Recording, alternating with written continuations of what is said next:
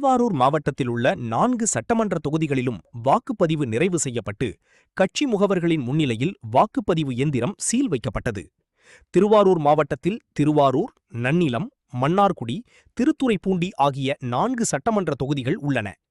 இங்கு மொத்தம் 9,79,562 வாக்காளர்கள் உள்ள நிலையில் இவர்கள் வாக்களிக்க ஏதுவாக 1271 வாக்குச்சாவடிகள் அமைக்கப்பட்டு இன்று வாக்குப்பதிவு நடைபெற்றது.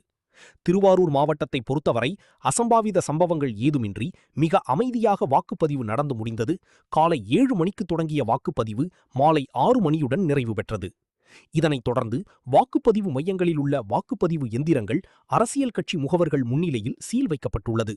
சீல் வைக்கப்பட்ட இந்த வாக்குப்பதிவு எந்திரங்கள் திருவாரூர் திருவிக அரசு கலை மற்றும் அறிவியல் கல்லூரியில் உள்ள பாதுகாப்பு அறைக்கு அனுப்பி வைக்கப்பட உள்ளது.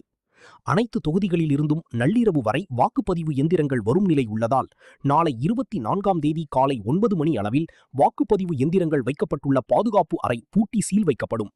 மேலும் இந்த மையத்திற்கு பலத்த போலீஸ் பாதுகாப்பு போடப்பட்டுள்ளது.